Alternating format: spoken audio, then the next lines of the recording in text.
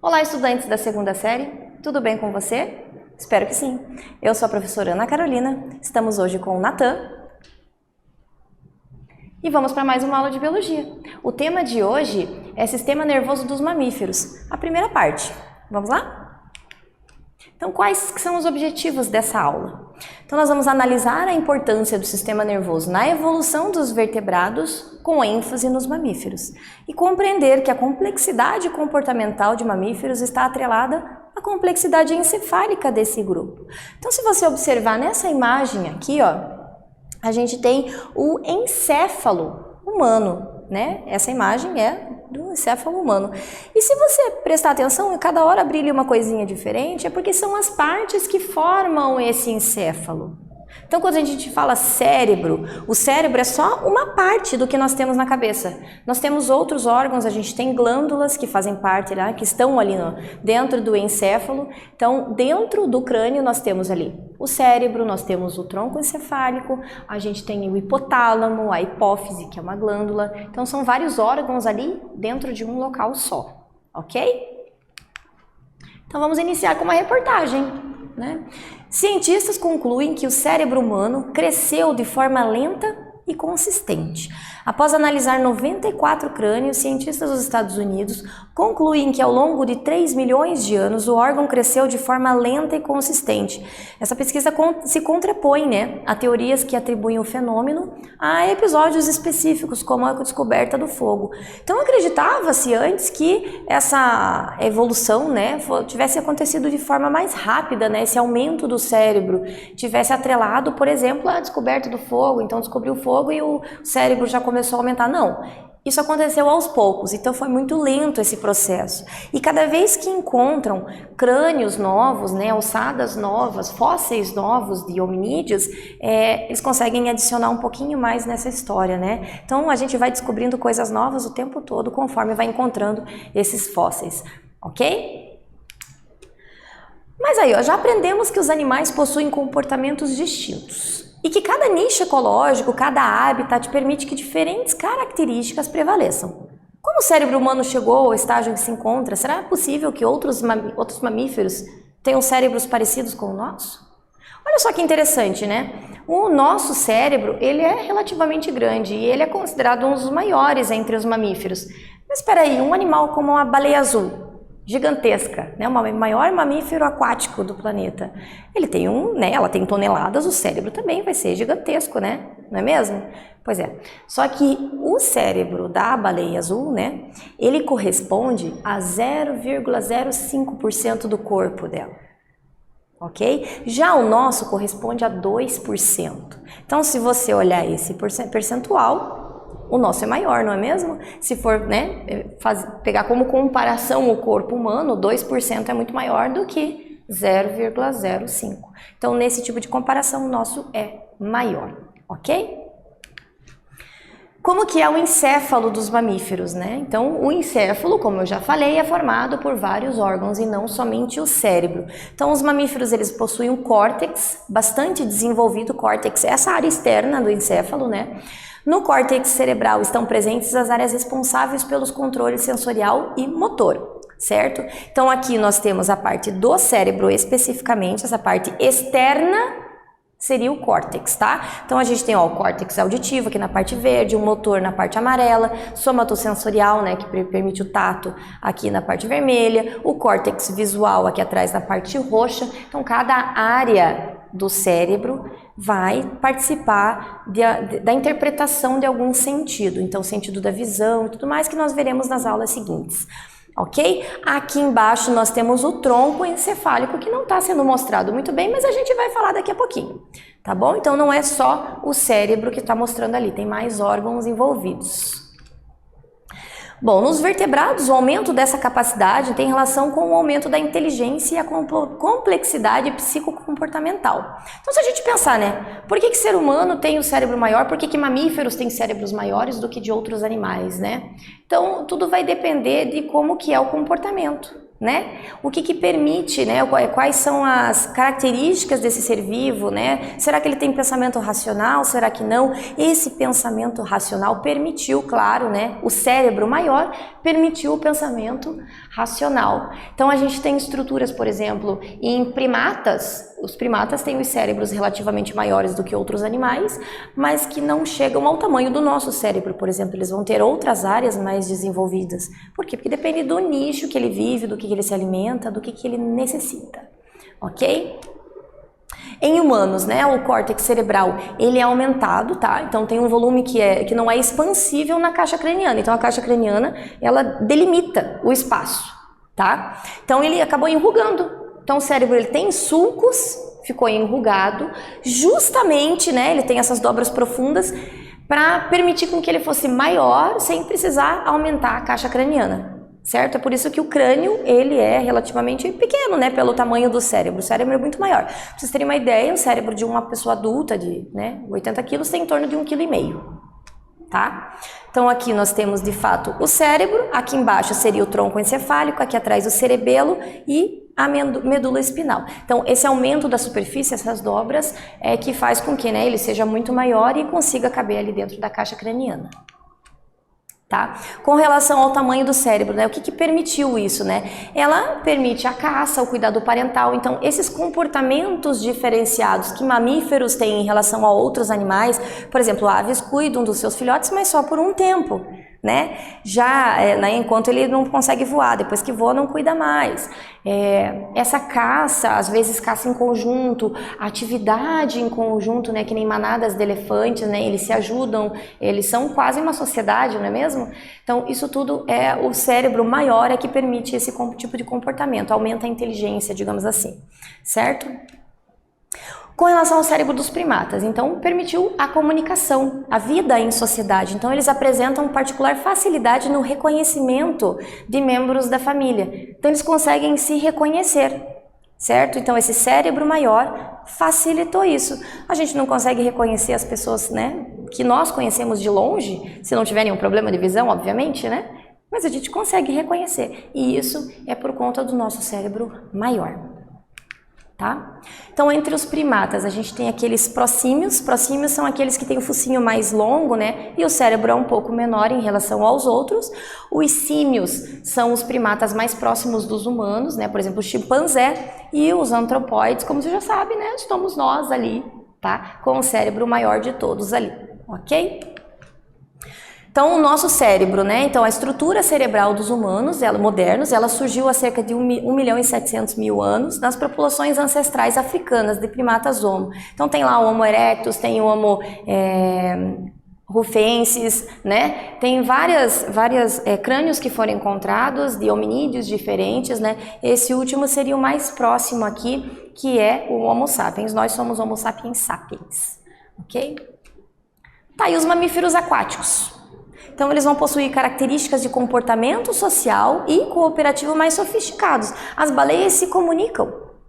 Elas liberam sons na água e elas conseguem se comunicar. Então, elas têm uma cultura que a gente pode dizer que é parecida, semelhante aos seres humanos, porque elas se comunicam, elas se ajudam, elas andam em grupos, nadam, né? Em grupo, certo? E vamos para a primeira atividade.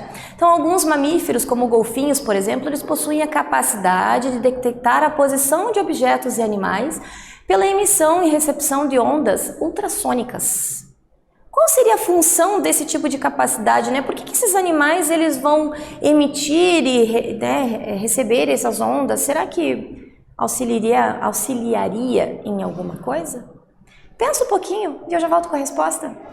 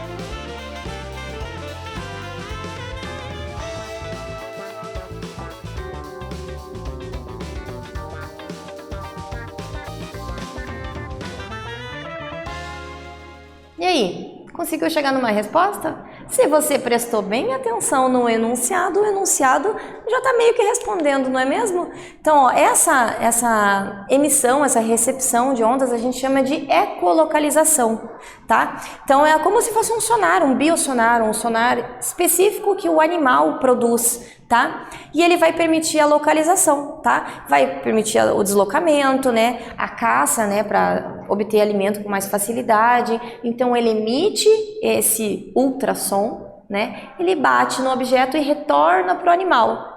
Assim ele consegue saber o que tem à frente, se vai ter animal para ele se alimentar ou não, se vai ter algum obstáculo na frente, tá? Então, essa ecolocalização é o que facilita, o que ajuda. Morcegos têm algo parecido com isso, eles também emitem um som, né, que bate e retorna para eles, e assim eles conseguem voar à noite sem problema nenhum. Tanto é que a visão deles nem é tão boa assim, ok?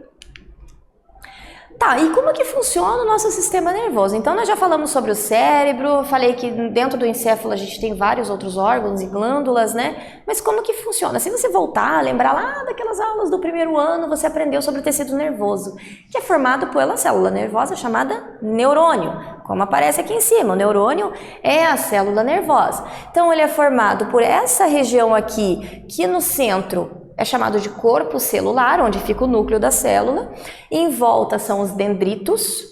E aqui, nessa continuação aqui, a gente vai ter o axônio, né? E esses neurônios, eles vão se comunicar, né, através de sinais elétricos, né, que a gente chama de sinapses. Então, essa eletricidade, claro, a gente tem a sinapse elétrica e a química, a gente vai falar sobre as duas, tá? Mas são sinais elétricos que mandam a informação de um neurônio para outro. E aqui mais especificamente, né, como que é esse neurônio? Então, como eu já falei, tem o corpo celular, os dendritos, né? Então, a informação ela vem nesse sentido aqui, sempre do dendrito para o axônio.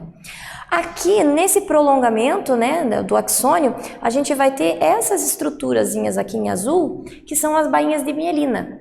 Bainha de mielina é como se fosse um tecido adiposo, uma gordura, que vai proteger esse neurônio.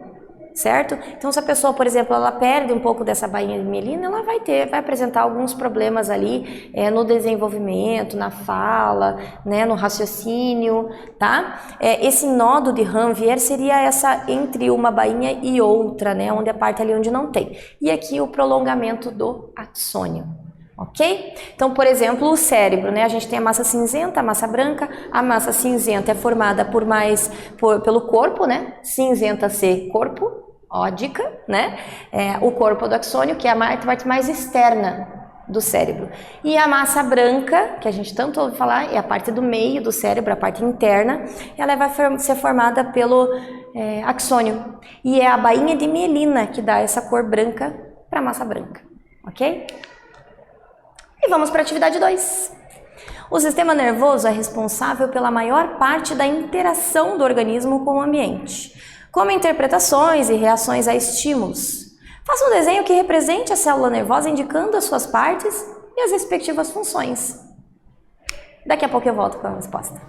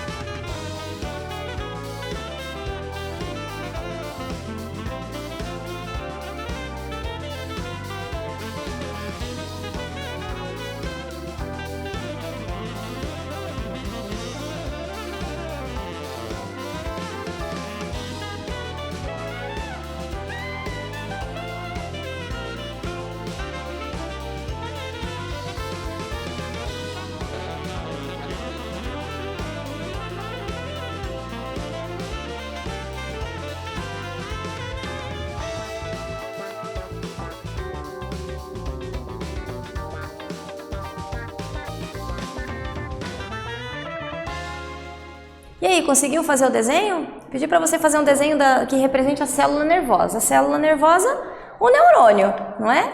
Então era só voltar um pouquinho na imagem ali e você conseguiria.